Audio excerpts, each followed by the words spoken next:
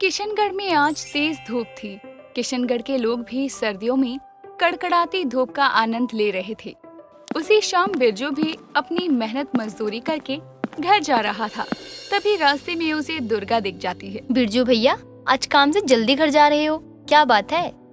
कुछ नहीं दुर्गा बहन, आज काम जल्दी हो गया तो सोचा क्यों ना घर जाकर आराम कर लो। वैसे भाभी कैसी है? इमरती बिल्कुल अच्छी है, बस उसकी थोड़ी सी तबीयत खराब है। आज जल्दी छुट्टी भी मिल गई तो सोच रहा हूँ उसको अस्पताल ले जाकर दवाई दिला लाऊं। दुर्गा और बिरजू आपस में बातें कर रहे थे, तभी वहाँ पर काली आती है। बिरजू काका, क्या हुआ काकी को? कोई चिंता वाली बात तो नहीं है ना? काली बिटिया क्या बताऊं, तू तो जानती है ना कि सर्दी बढ़ गई है। तेरी काकी की उम्र हो चली है और इस उम्र में तो इंसान अक्सर बीमार रहता है। पर काका। अच्छा काली बिटिया, हम चलते हैं, जाकर इमरती को भी देखना है। बिरजू अपने घर आकर बैठता है और अपनी बड़ी बहू नेहा से एक गिलास पानी मांगता है। बहू, एक गिलास पानी तो लाओ, बहुत प्यास लग रही है। क्या? एक गिलास पानी ले आओ बहू। ससुर जी, थोड़ी देर रुक जाइए, मैं घर की बहू, नौकरानी नहीं। घर में 100 काम होते हैं मुझे, आपकी एक आवाज पे दौड़ते हुए काम नहीं कर सकती मैं। नेहा अपने ससुर को बदतमीजी से जवाब दे रही थी। तभी वहाँ पर बिरजू का छोटा बेटा अरुण आ जाता है और अपनी भाभी का बिरजू के प्रति ऐसा व्यवहार देखकर गुस्से में आ जाता है। भाभी, आप ये बाबा से किस तरह बात कर रही हैं? आपको थोड़ा भी लिहाज नहीं है?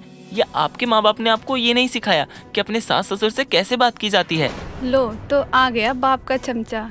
देवर जी, अगर आपको अपने बुढ़े बाप से इतना ही प्यार है ना, तो एक काम कीजिए, आप ही अपने बाप को संभाल लीजिए, क्योंकि मैं इन्हें नहीं संभाल सकती। घर का शोर सुनकर इमरती वहाँ आती है और घर में ऐसी लड़ाई देखकर इमरती को बहुत दुख होता है। इमरती उस समय अपनी बहू को कुछ बोलती तो नहीं है और वो अपने पति को ग्लास में पानी लाकर दे देती है। लीजिए पानी, और आपको कोई भी काम हो तो आप मुझे बोल देना, अभी मैं जिंदा हूँ। कैसी बात करती हो भाग्यवान, तुम्हारी बीमार हालत देखकर मैं तुम्हें कैसे कुछ करने को बोल सकता हूँ। वैसे भी ऐसी हालत में भी तुम मेरे कारण ही तो आराम नहीं कर पाती। अरे तो क्या हुआ, घर का ही काम ना कर रहे हैं? और हम जानते हैं आपको एक आवाज में चीज नहीं मिलती तो कैसा लगता है। लो, हो गया इन बुढ़ा बुढ़ी का प्यार शुरू। हाँ, कृष अपनी कुर्सी पर बैठकर अखबार पढ़ रहा था। तभी सामने कान्हा और गुलशन भी बैठे अपना काम कर रहे थे। ओ तेरी! अरे सचिव जी, क्या हुआ? काहे इतना जोर से उछल रहे हो आप? अखबार में कौनो खजाना मिल गया क्या? हाँ, मिल गया, थोड़ा तू भी लूट ले। वैसे भी जो खबर मैं पढ़ रहा हूँ ना, उससे तो साफ पता चल रहा है कि आजकल के लोग बहुत ही निर्दयी हो गए हैं। सचिव जी, ऐसा कौन सा खबर पढ़ लिए? जरा हमको भी तो पढ़कर सुनाइए। सरपंच जी, पास के ही गांव में एक बूढ़े व्यक्ति के बच्चों ने ना पहले तो उन पर बहुत अत्याचार किया, फिर बाद में उनसे उन्हीं की प्रॉपर्टी ले ली और उनको वृद्ध आश्रम में छोड़ दिया। इस खबर पर चर्चा चल रही थी कि तभी काली वहाँ आती है। ये तो उसके साथ बहुत गलत हुआ। भला कोई औलाद अपने माँ बाप पर इस तरह अत्याचार कैसे कर सकती है? भगवान जाने काली, एक मुझे देख लो, भले ही मैं अपनी माँ से दूर इस गांव में रह रहा हूँ, पर समय समय पर मैं अपनी माँ के हालचाल लेता रहता हूँ। मेरी तो मजबूरी है कि मेरे को माँ से दूर रहना पड़ रहा है। अगर मेरी नौकरी इस गांव में ना लगती ना, तो मैं अपनी माँ को कभी नहीं छोड़ता।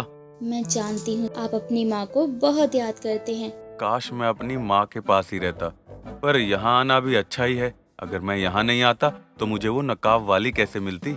बस एक बार मुझे कोई अच्छा सा मौका मिल जाए ना, तो मैं नकाब वाली को अपने दिल का हाल बता दूं। उसके बाद वो नकाब वाली बनेगी मेरे वाली। हाय, सोच के ही कुछ कुछ हो रहा है। काली कृष की मन की बात सुनकर हंसने लगती है। काली दीदी, क्या हुआ? आप अचानक काहे हंस रही हो? कुछ नहीं, बस यूं ही कुछ बात याद आ गई थी। वैसे भी ऐसी खबर सुनकर सच में बुजुर्गों के लिए दुख होता है, लेकिन ये सोचकर खुशी भी होती है कि हमारे गांव में सभी को अपने माँ बाप और बुजुर्गों की बहुत परवाह है। ये तो तुम बिल्कुल सही कह रही हो काली बिटिया। हमारे गांव में सब लोग अपने से बड़ों की बहुत इज्जत करते हैं। अब तुम लोगों को ही देख लो, तुम भी तो हमारी कितनी इज्जत करते हो। हाँ, मजबूरी है कि कुछ बोल नहीं सकते। कुछ बोल दिया ना तो दिल का दौरा पड़ जाएगा और प्रधान पत्नी हमारी जान ले लेगी। हाँ, ये सही कहा आपने सरपंच जी। नील, नितिन, मुकेश अपने घर के बाहर बैठकर काली के लिए आपस में झगड़ रहे थे। आई नहीं है। अबे पागल, पहले तू बोलना तो तीत ले, उसके बाद ही तू ताली तो अपना बोलियो। आया भला बोलना तो आता नहीं दंते, देतना ताली मुद्दे ही अपनाई दी। तुम लोग पता नहीं क्या क्या बोले जा रहे हो, पर जो भी है मेरा तो बस एक सपना है, काली को अपनी पत्नी बनाना। नील, मैं तत तैला हूँ। अदल ये मेरा भाई नहीं होता तो मैं इतना मालता कि तुमने ते तात तात बोलना भी बंद कर देता ये।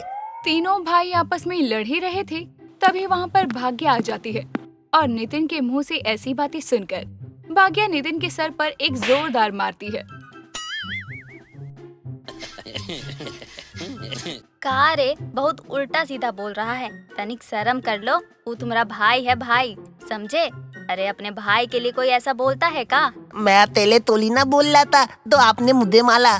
चुप बुड़बक, हमेशा बिना सर पैर की बातें करत है। बिरजू के घर का माहौल अब भी गर्म था। शाम हो चली थी पर अब तक उसके घर में खाना नहीं बना था। बहू, आज खाने में क्या बनेगा? कुछ भी बना लीजिए माँ, क्योंकि मैं आज खाना बनाने वाली नहीं हूँ। मेरी तबीयत ठीक नहीं लग रही है। नेहा ये बोल ही रही थी तभी वहाँ पर बिरजू आता है और अपनी बहू की बातें सुन लेता है। बहू, क्या तरीका है? मैं सुबह से देख रहा हूँ तुम हो कि अपनी सास से काम पर काम कराई जा रही हो। इमरती की तबीयत ठीक नहीं है, थोड़ा तो समझो। हाँ तो बाबूजी, अगर आपको इतनी तकलीफ हो रही है ना तो कर दो हमें अलग। मेरी भी तबीयत खराब है और ऐसे में मुझसे कोई काम नहीं होगा। बहू, ई का बोल रही हो तुम? अरे छोटी सी बात पर अलग होने को काहे बोल रही हो? देखो माँ जी, मैं इस घर की बड़ी बहू हूँ और आपका लाडला ब्याह रचाने को तैयार नहीं है। सीधे शब्दों में कहे तो मैं आपकी सेवा पानी नहीं कर सकती और ना ही आपके नखरे झेल सकती हूँ। या तो आप छोटे बेटे की शादी करा दो या फिर हम दोनों को अलग कर दो। क्यों करूं मैं शादी? और आप होती कौन है मेरी शादी की बात करने वाली? मेरी जिंदगी के फैसले में आपकी मर्जी नहीं चलेगी भाभी। हाँ तो फिर मैं भी अकेले इस घर के लोगों की सेवा नहीं कर सकती, समझे? बाबूजी, मुझे मेरा हिस्सा दे दो, उसके बाद रहना अपने लाडले के साथ। बिरजू के घर से झगड़ा हो ही रहा था कि तभी बिरजू का बड़ा बेटा सोहन घर आता है और सोहन को देखकर बिरजू की आंखों में एक चमक आ जाती है। बिरजू सोहन को आशा भरी निगाहों से देखता है क्योंकि सोहन बिरजू का बड़ा बेटा था और बिरजू को पूरा विश्वास था कि सोहन कभी भी गलत फैसला नहीं लेगा। वो अपनी पत्नी को भी समझाएगा। बिरजू सोहन के पास जाता है और सोहन को गले लगाकर सारी बात बताता है। सोहन, बहू को अब तू ही समझा सकता है। मैं क्या समझाऊं बाबा? और क्या गलत बोल रही है नेहा?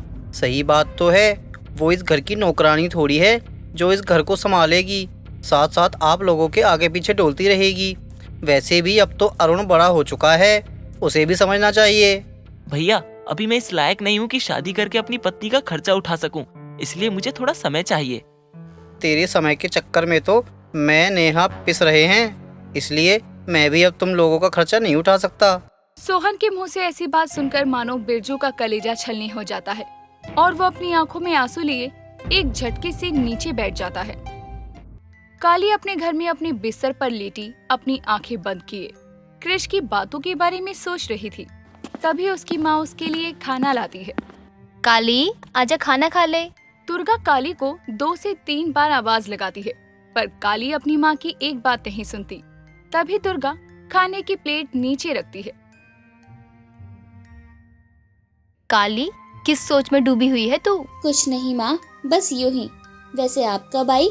मैं बहुत देर से यहाँ खाना लिए खड़ी होकर तुझे आवाज लगा रही हूँ, पर तू है जो अपने ही ख्यालों में डूबी हुई है। माफ करना माँ, मैंने ध्यान नहीं दिया। काली को इस तरह से परेशान देखकर दुर्गा काली के पास बैठती है और उसके सर को प्यार से सहलाते हुए उससे उसकी परेशानी का कारण पूछती है। काली, क्या हुआ? क्यों परेशान है तू? माँ, मैं आपसे बहुत प्यार करती हूँ। मैं आपको कभी खोना नहीं चाहती। आपके अलावा मेरा इस दुनिया में कोई भी नहीं है। काली, मेरी बच्ची पर हुआ क्या? कुछ तो बता। काली अपनी माँ को सारी बात बता देती है।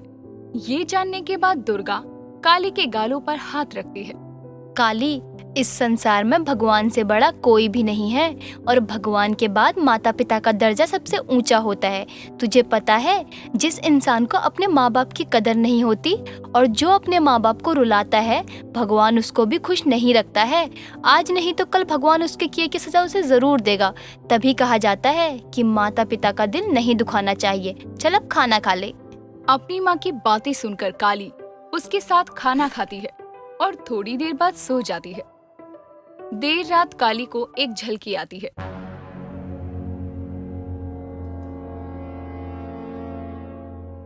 इस झलकी के बाद काली की आंखें खुल जाती है और काली पसीने से तरबतर थी।